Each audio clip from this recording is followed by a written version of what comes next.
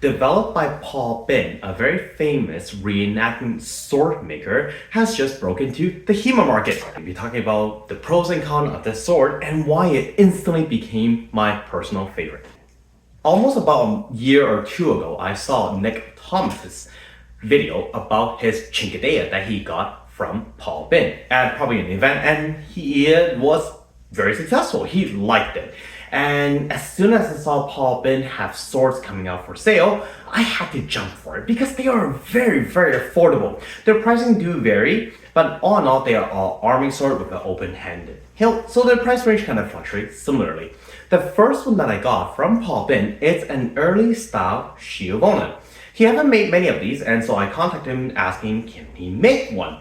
We had really good conversation and exchange. He's a very pleasant person to talk to. And every time he calls me, instead of saying, hey, he's saying mate. And I thought that was really, really funny and cool. And it's nice that someone called me mate. But in any case, so his first version of a reenactment sword, now that's a blunt sword, even then it still has decent flex, and I was quite pleasantly happy with it.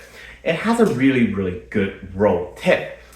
Meaning that it's just rounded, sorry. It's not really rolled yet. And I was talking to Paul, I was like, can you make a longer arming sword, a little bit lighter, but even then, in reenactment blade, it's still quite nice. I just want something a little bit lighter. And this is where we're getting into his HEMA badge. And this thing is feather light. I just love this so much. Incredibly light, still looks beautiful like a sword, and the flex is just wonderful. The flex right here is only going to be about 1 kg, so in most HEMA flex chart, you're looking at about a light stiffness to bridging the medium thickness, but it is just extremely safe. So this HEMA sword is available as an early Schiavone style, like the one I have here, or one of these early 14th, 15th century arming sword. The reason why you probably want one of this is because you love the look of swords and you want something that looks a little bit more like swords and not just a straight bar. Many HEMA swords are commonly either like a feather style. If you're not a fan of feather like sword, then you're probably looking into like a Regenier. Very nice stiff stout blade. It looks like a sword. It's a little heavier than most, of course, feather swords. And Regenier, the earlier style one, they don't really flex too well. They're a little bit on the stiff side. And the later stuff are a lot more flexible. They are getting more and more developed. If you don't want to go with a full blunt sword, because I mean by and large this is just a sharp sword with no edge, like please don't spar with this, but you want something that looks like a nice thick sword, this is kind of where Paul Bin comes into place. Blade is featuring a beautiful I-beam kind of sword, meaning a really nice beautiful deep fuller that still retain a really nice thick edge. You're looking at roughly around 3mm thick. And it has a beautifully tight rolled edge. Many of the rolled it becomes really big, so it's like kind of like an ice cream scoop. I just love how he did these ones. It is just the original metal, heated up, folded it over, creating barely any little notch right here. So it's actually quite safe. Still, given you should tip your sword. Just a general safety rule. But if you forgot to or it came off, this is still quite safe. The single fuller, roughly around half of it, will then go into a double fuller. That is such a beautiful, complex geometry of a blade that we really don't see too much. Just because grinding these fuller take quite a bit of time, and that's why I make these blades absolutely stunning. The other side, of course, it's done exactly the same. And it is done evenly on both sides. A lot of times we see sword that the folder is kind of like longer on one side, short on the other. No, this one is done perfectly. And if we look at the edge itself, it goes into roughly more or less where your point of percussion is, but it kind of goes a little bit more in the middle, which is okay. It's still quite flexible. The handguard. Now, handguard wise, some can say it's a little bit dainty and small, but we have to remember, arming sword back then were really not that big. They were nice and nimble. So this handguard I believe it kind of looks more like the early 15th century, 14th century kind of things where they start having like a V shaped cross guard. Yeah, you can actually request many different guards from Paul Bin and he can kind of make you whatever he wants at the right price. So this one right here, very, very nice and safe. The shoulder right here, there is no sword block into it, but it has a nice little ridge. So if you ever want to rest your thumb onto the back for extra control, not a problem at all. Unlike many other swords never mind, didn't drop my sharp. Unlike many other swords where it's a straight bar stock that turned, where it creates a little like twist or whatever, you're not going to see any of this. I think these are all actually hand forged in a way that is flat and kind of narrow, kind of get hammered into this beautifully safe round tip. I love it. Now, the benefit is that it still keeps really nice narrow handguard. So if you ever choose to put your hand over it, or so if you ever choose to finger your sword fully or just a little bit, you're not going to have any issue at all. Even with a gloved hand, you can still hold it quite nicely. But of course, as an early arming sword, there is no fingering, so if you get cut right here, it's gonna suck. Let me see that one working.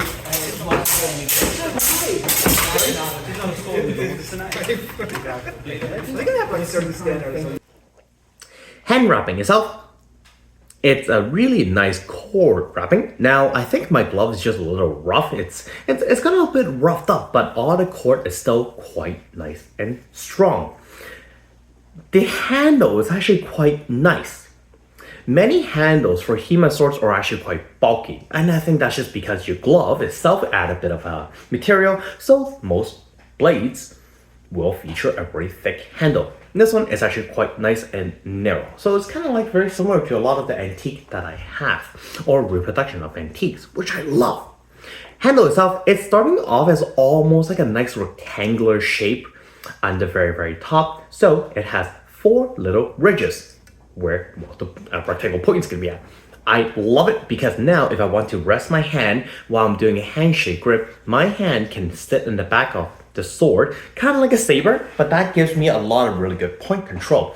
But if I want to hold it into more like a handshake grip, I can rest my thumb at the edge of the sword and I can still give a nice good push.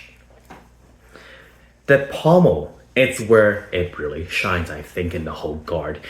It's quite rare to see pommel that has a nice tapering effect to it. We're going to see expensive swords like the Albion here that will have that nice distal tapering. But if you look at a lot of other wheel pommel, it's actually rather rare. For this pommel to be nice and tapered in the HEMA world for really nice entry level price, maybe entry level medium range, and it's such a beautiful feature. The pommel itself is actually not that thick, so it lines up really nicely to the handle. A lot of people actually complain about hot spots at the bottom of their hand, and that is the result of a very thick pommel rubbing into the bottom of your hand. But of course, because this pommel is so thin that matches the handle, it doesn't actually have much material thicker that it will result in the rubbing of the hand. But anyways, I just love this. The whole sword itself only weighs in at about 749 grams. That is insanely light. Many arming swords floating at around 800, 900, some can even be heavier. For a 749 gram sword, it behaves extremely nimbly. I just used this today against The handle. Mine's like flopping around. a messer, and of course we know that messer hits really hard, but this one parry really nicely. And the best part is that when I hit my friend with this arming sword, all he can comment is, I didn't even feel it a thing.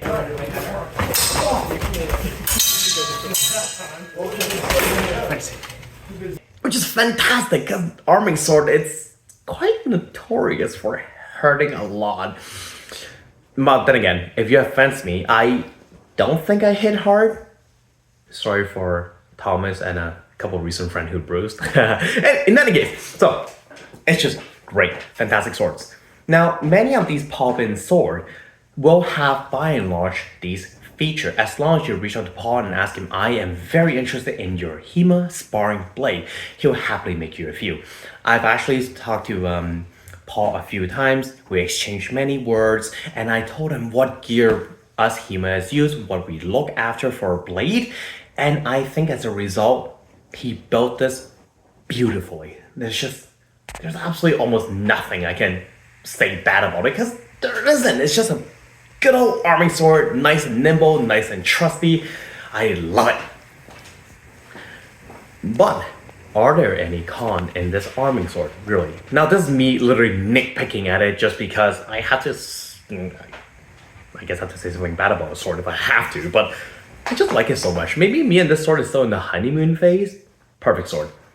I was gonna pick on something on the peening of the sword, but it's just so perfect. There's nothing wrong with it, to be honest, guys. It's great. One things about Paul Bin's sword is that he specialized in early century to the medieval. So a couple of things about Paul Bin's sword is that his specialty focuses on early to roughly medieval time period. So you're gonna find a lot of his blade are actually gonna be about 28 inch, 30 inch, and maybe some getting into the 31 or so inch. So if that's the length that you're looking for, you're gonna really enjoy his work. Another thing about it is that they are not on the North American side, meaning that shipping is an issue. By issue, I mean they are just expensive. Now, if you are okay with paying shipping for maybe about, Canadian wise, at about $120, $130 for shipping for a sword, then you're fine. Or if you're maybe arming your club up, you probably just want to buy a batch of these swords and get it shipped all at once. Now, many swords, we like our swords to be maybe floating at around 400 Canadian, maybe up to a little bit 500. If you don't mind spending on that, then great. But the thing is that most of these Paul Bin swords, just because they're quite far away, they do break out a tad over the $500 range. But the good thing is that if you want a good sword that is reliable, trusty, and something that is just super fun to handle, I say you should get one. Or maybe if someone else is selling one, just grab it. It's fantastic. Make sure that if you're doing HEMA, grab the HEMA blade. And if you're doing reenactment, you can then also grab the reenactment blade. So, very well, people. If you have any questions about this sword or about maybe fencing with it or dealing with Paul and it's just all that pleasant experience that I really enjoy with Paul, let me know. I'm more than happy to tell you more about my experience buying from Paul, developing the blade with Paul, and of course, ultimately, owning one of these. And of course, if you can find me on a sparring match or you're planning to visit my club, let me know. I will be more than happy to bring the sword and show it to you. If you have any questions, comment down below, leave me a like, and of course subscribe for more content. Thank you.